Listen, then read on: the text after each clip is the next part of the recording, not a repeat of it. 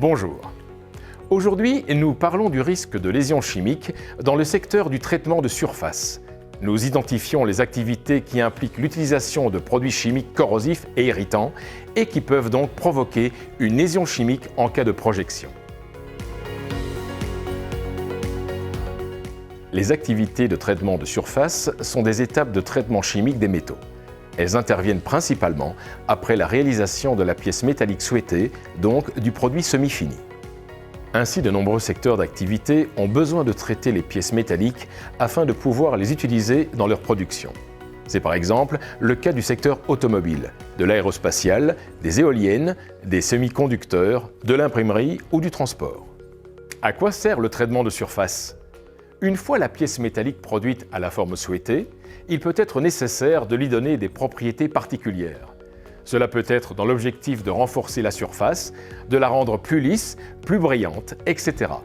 Par exemple, pour avoir de beaux chromes sur une voiture ou une moto, il faut que les pièces subissent des traitements spécifiques.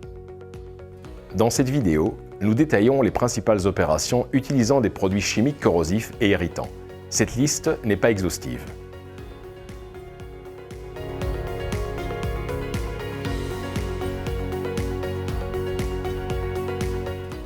Les chaînes de traitement sont généralement organisées avec des rails qui permettent de faire glisser les pièces d'un bain d'un produit chimique à l'autre. Le risque de projection sur l'opérateur est particulièrement fort lorsque l'on plonge ou que l'on sort la pièce métallique du bain. Des opérations courantes de vérification de la concentration des bains peuvent être effectuées. Les prélèvements sont également une étape à risque pour l'opérateur, notamment si l'accès au bain n'est pas sécurisé. Voici les opérations chimiques les plus communes réalisées lors d'un traitement de surface. D'abord, il y a le décapage.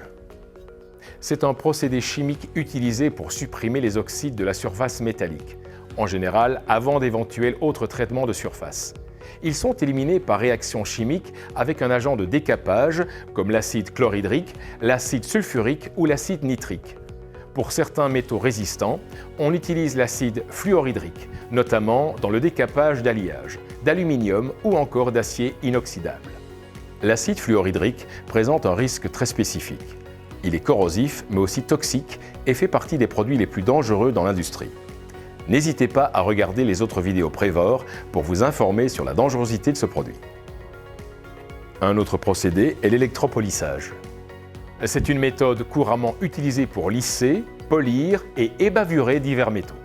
Il y a également le procédé du nettoyage à queue. Les pièces sont placées dans une solution pendant plusieurs minutes. Elle est généralement alcaline ou neutre, mais peut aussi être acide et portée à haute température, entre 40 et 90 degrés, pour l'amélioration de l'effet de nettoyage. L'anodisation, à son tour, est un traitement de surface qui permet de protéger une pièce en aluminium ou titane par oxydation anodique. L'aluminium est en général anodisé en utilisant de l'acide sulfurique. Mais pour des applications spécifiques, l'aluminium peut être anodisé avec d'autres produits chimiques, l'acide phosphorique et ou l'acide chromique. Finalement, il y a la phosphatation. C'est un traitement de surface effectué au moyen d'un agent phosphoré. Une solution diluée et chaude d'acide phosphorique est utilisée pour améliorer la tenue à la corrosion des revêtements de peinture. On désoxyde préalablement le métal avec un acide généralement chlorhydrique ou sulfurique, mais on peut également retrouver parfois de l'acide fluorhydrique.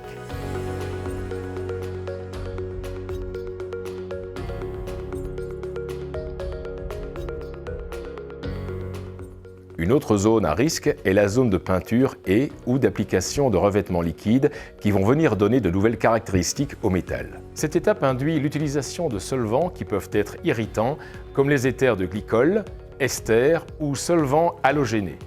Ils donnent à la peinture sa consistance appropriée. Ils utilisent pigments et résines, mais également l'acide chromique pour obtenir généralement un aspect miroir. Tous les résidus chimiques de l'industrie du traitement de surface sont stockés et envoyés vers une station de traitement de l'eau qui est souvent directement présente sur le site. Les risques de ces stations ne seront pas approfondis ici, mais vous trouvez toutes les informations nécessaires dans la vidéo spécifique sur les stations de traitement sur notre site web. En produits corrosifs et irritants, on y trouve principalement la chaux, la soude caustique, l'acide sulfurique, le peroxyde d'hydrogène, le chlore et le chlorure ferrique. Il s'agit donc des acides, bases ou oxydants. En vue des grandes quantités de produits chimiques utilisés, les zones de stockage et d'épotage sont également des zones de risque. La source principale d'accidents est avant tout liée au transfert de produits chimiques d'un conteneur ou d'une citerne à une autre.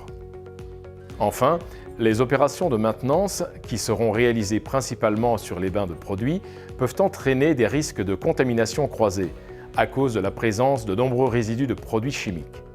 Afin d'éviter ce risque, un nettoyage appliqué des cuves doit être effectué, notamment grâce à un décontaminant chimique neutralisant comme le Safurex.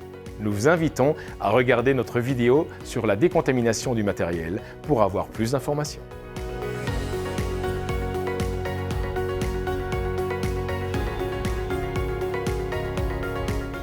Pour résumer, voici les principaux produits chimiques corrosifs et irritants utilisés dans la métallurgie. La soude caustique, l'acide sulfurique, l'acide phosphorique, l'acide chromique, l'acide nitrique, de nombreux solvants et finalement l'acide fluorhydrique. La formation de votre personnel à ces risques et le port des EPI adaptés sera toujours votre meilleur allié pour éviter un accident impliquant une projection de produits chimiques. Cependant, le risque zéro n'existe pas.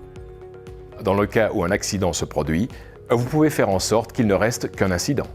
Il faut donc une solution de décontamination polyvalente qui lave en surface, limite la pénétration du produit chimique dans l'œil ou la peau et stoppe l'agressivité de tous ces produits chimiques, à savoir des acides, des bases et des oxydants, des réducteurs, des solvants et des chélateurs.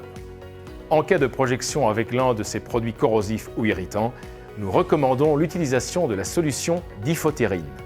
Pour l'acide fluorhydrique en particulier, préférez la solution hexafluorine.